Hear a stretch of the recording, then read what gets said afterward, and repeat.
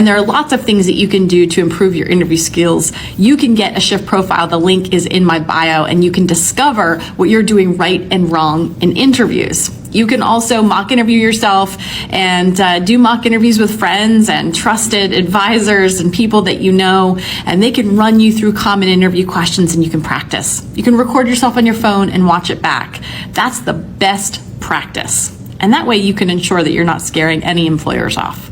Good luck, and follow me for more tips on how to interview better. Were you born without them teeth? Like you had them as a kid and then you lost them and the adult teeth never came in? Yes, that is exactly what happened. So I can now just remove them, spit them out whenever I want. And if you're new to my page, welcome, because this is the kind of content you're gonna get, baby. When you receive a job offer, the first thing you say is, "Thank you so much. Is this negotiable?" And this commenter wants to know, how do you go about doing it? Is it a phone call or is it an email conversation? Well, it entirely depends on how the offer came to you. All companies and recruiters do this differently. If they emailed you the offer, it's perfectly acceptable to email them back and ask them if it's negotiable and let them know what you're looking for. If it was a phone call, I would do it on the actual phone call, because you can't negotiate after you accept. So if they call you and make you an offer, the first thing you should say is, "Thank you so much. Is this negotiable?" Good luck in your upcoming job search, and follow me for more tips on how to interview better. I've interviewed over 10,000 people, and I know the one thing that makes people do better in interviews, and it is not memorize the perfect answers or wear the perfect suit. I mean, those things don't hurt, but it's not the thing. The thing is, if you want to get better at interviewing, it's all about understanding yourself. If you have a deep well of self-awareness that you can pull from in the interview, you will do better. Because in the most basic sense, an interview is a set of questions about you. And if you are prepared to talk about yourself, to sell yourself, you're going to be more comfortable and you will come across so much more confidently. Are you worried about an upcoming interview, or has your job search stalled because you're worried that you don't have the technical capabilities for the job that you applied for? My name's Anna Papalia, and I teach people how to interview better, and I want to give you 2 tips to bear in mind in this situation. Number 1, trust me on this, a company would not have asked you to come in for an interview if they didn't think that you had the qualifications to do the job. They simply are not going to waste their time. So remember that if you've been chosen out of a pool of candidates, they already believe that you have what it takes. Number 2 then is you might just have to convince yourself that you have what it takes. Perhaps you're suffering just a little bit from imposter syndrome. And one of the ways you can combat this is to review your resume, your work history, and classes that you've taken, and look back on all the things that you've learned in all of your jobs, and remind yourself that you do have some great technical qualifications, and if you practice some interview questions, you're going to feel much more confident in your ability to talk about it. A lot of clients come to me to help them prepare for an interview because they tell me they don't like to sell themselves. They don't like to talk about themselves.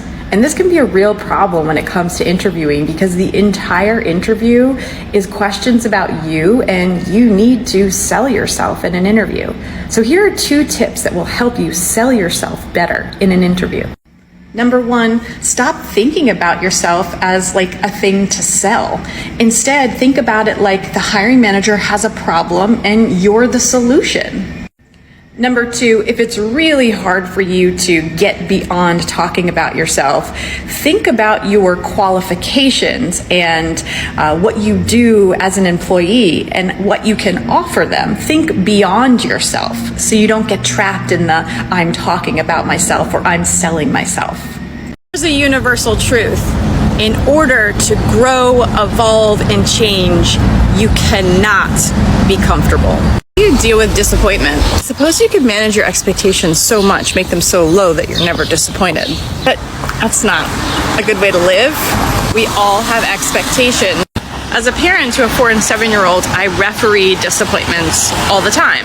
I made a decision a long time ago that I wasn't going to insulate my children from the shitty parts of life. You see, I moved out at 15. to escape a really abusive stepfather. And I have since grown into and created for myself an incredible life, and I have lots of privilege, and my children have an incredibly privileged life, and I worry constantly that they are going to grow up in this perfect cushy bubble without any grit, without anything to fight against like I had. Because if you're a parent that has time and money and means and you want to spoil your children, it's very easy to protect them from disappointment. A toy breaks, you buy them a new one. They don't get what they want, you get them another thing just like it.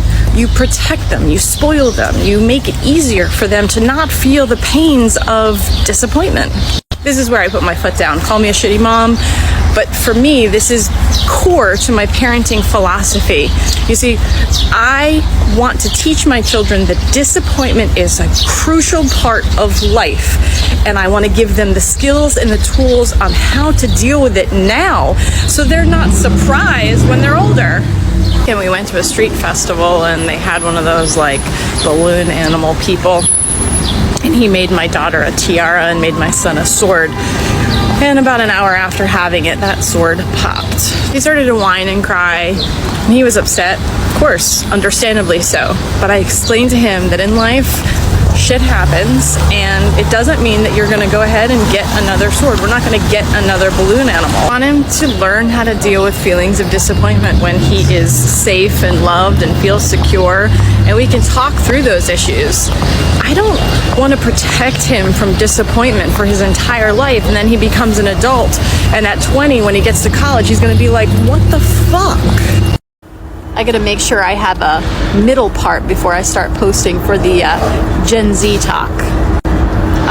There. Much better. Now you will never know that I am an elder millennial.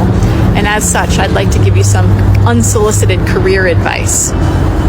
A long time ago, I thought that interviewing well meant I had to pretend to be something that I wasn't. And in fact, I spent a career in HR judging people on those standards. And then I got out and I started teaching people how to interview, and I actually realized that you don't do better in those situations. You just temporarily do better. You get the job, but it's not really the right job. And over time, I discovered that we all have certain interview styles. You either interview as a charmer, a challenger, a harmonizer, or an examiner. And it's not about pretending to be something that you're not. It's not about going out into the world and just getting any job. It's about finding the right job. And this is the key piece here. For me, I realized that the most impactful thing I could do with my life, with my business, was not just get the corner office and build a big business